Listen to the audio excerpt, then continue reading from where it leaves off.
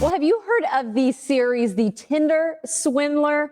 Maybe not. Or have you heard of the term love bombing? Well, if you want to know more and find out what these things are and what is happening in the online dating world, we are bringing back our friend Amber Lee, CEO and certified matchmaker of Select Date Society. Amber, it's good to see you again. How you doing? I'm doing well. It's so great to be back. So, Amber, we were able to talk with you about singles surviving Valentine's Day. And then we're talking about, of course, the online dating world. Some people, I think, would rather be single sometimes than have to deal with some of these things that we're hearing about because of, like, for instance, this show called the Tinder Swindler. Amber, what is going on out there?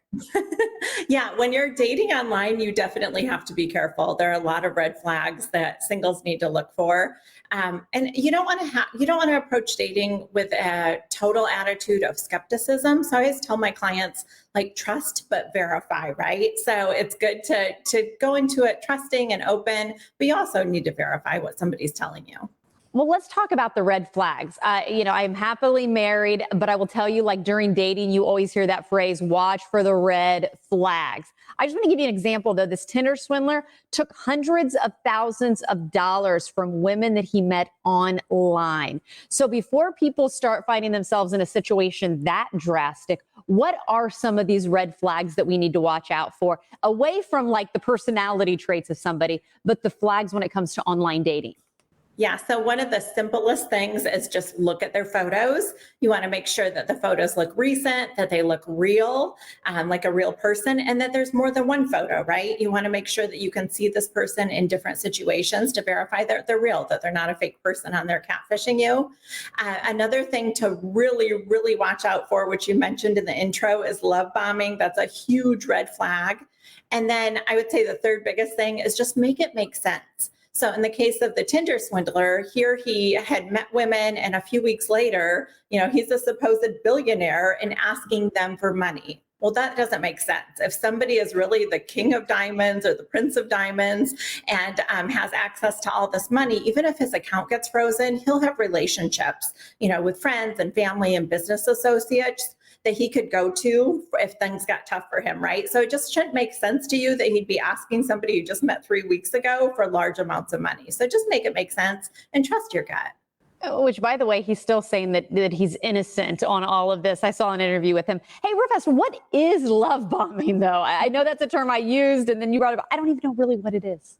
Yeah, so love bombing in the easiest definition is too much too soon. And so when you think of this like fantasy of somebody coming in and sweeping you off your feet, really lavishing you with like over the top gifts and words of affirmation, like just saying, I love you after a couple dates, talking about getting married and having babies after just weeks of meeting you, these are all signs of love bombing. And love bombing really is dangerous because number one, it could be somebody who's a romance scammer who's just trying to get money out of you and con you, but also a lot of narcissists and a lot of abusers start off relationships by love bombing. So I know in the Tinder swindler, one of the women said, it felt like I was walking into a movie, right? Like he took me off on this private jet to this elaborate first date. Well, if it doesn't feel like real life, that's a huge red flag.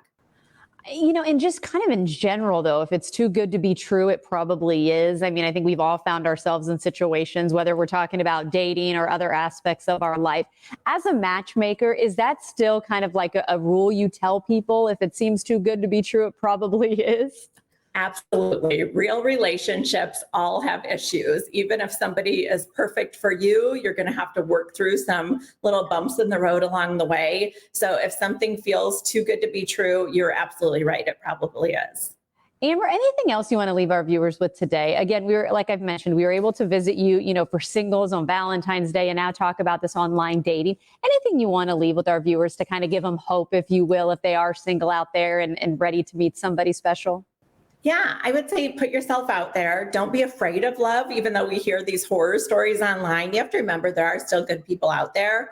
If you're really looking for a great way to meet high net worth, high quality singles, consider working with a matchmaker. As Select Date Society, our clients come to us because they don't want to put their picture and profile profile online. They really want a better way and a more private way to meet somebody. So working with a matchmaker can really protect you because we're there as kind of your first line of defense. We essentially go on the first date for you so that you're not wasting your time. Hey, I love hearing that. Amber, thanks for checking in with us today. These are just fun conversations. Keep staying in touch with us, and we will keep talking about all sorts of things dealing with love, the good and the bad. Take care, okay? You too.